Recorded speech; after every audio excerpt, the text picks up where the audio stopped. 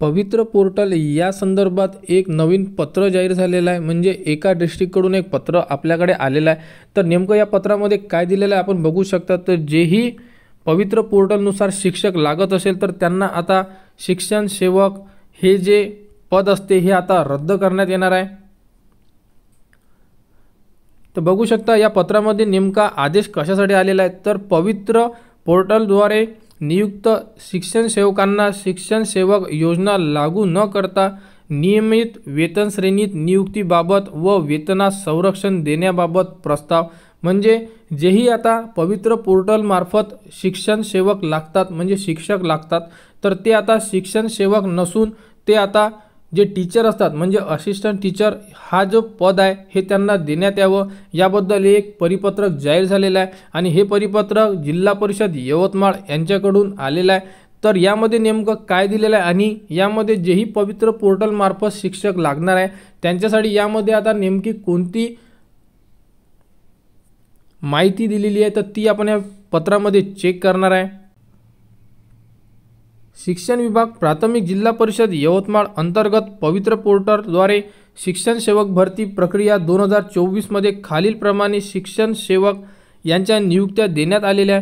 शालेय शिक्षण विभाग व क्रीडा विभागाचे 16/12/2022 शासन निर्णयातील मुद्दा क्रमांक 1 ते 9 नुसार नमूद अटी शर्तीची तसेच संदर्भीय क्रमांक 3 शालेय शिक्षण व क्रीडा विभागाचे 15/9/2011 शासन निर्णयानुसार नमूद 1 ते 3 मुद्द्यांची पूर्तता करीत असलेल्या पवित्र पोर्टलद्वारे नियुक्त शिक्षण सेवक या शिक्षक सेवक योजना लागू न करता नियमित शिक्षक पदावर नियुक्ती देण्याबाबत तसेच त्यांना त्यांच्या पूर्वीच्या सेवेच्या वेतनात संरक्षण देण्याबाबत नमूद आहे। तर नेमकं या पॅरेग्राफमध्ये काय दिलेलं आहे हे आपण बघूया। म्हणजे जेही पवित्र पोर्टलद्वारे जेही विद्यार्थी शिक्षक म्हणून लागतील तर त्यांना शिक्षण सेवक म्हणून न घेता डायरेक्ट असिस्टंट टीचर म्हणून त्यांची नियुक्ती करण्यात यावी। आणि ते जर ऑलरेडी कोणत्या संस्थेमध्ये जर कार्यरत असेल तर त्यांना पूर्वीच्या सेवेच्या वेतनात संरक्षण देण्याबाबत अशाबद्दल हे एक पत्र आलेलं आहे।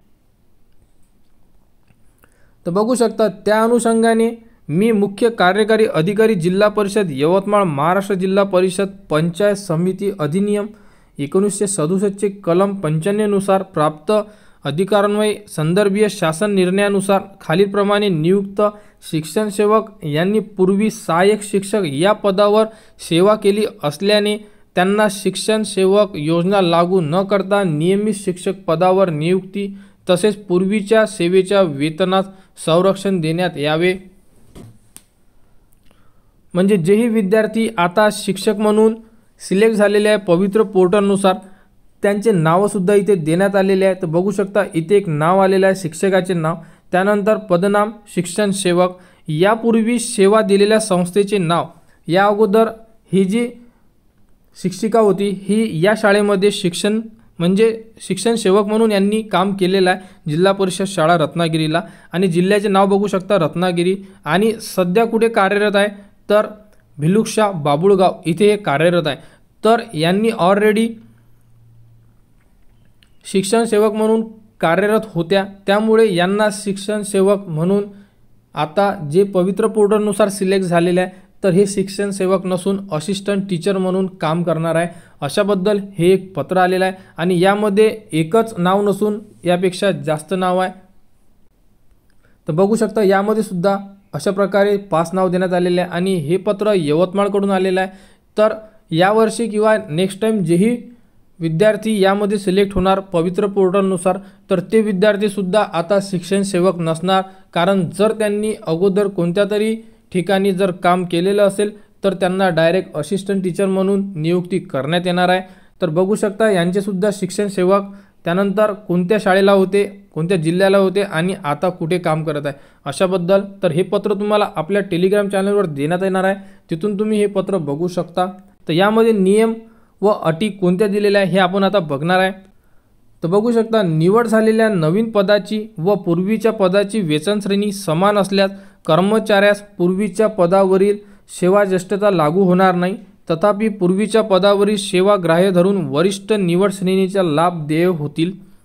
शासन निर्णयानुसार 15/9/2011 नुसार नवीन नियुक्ती प्रकरणी पूर्वीची सेवा निवृत्त वेतनासाठी ग्राह्य राहील।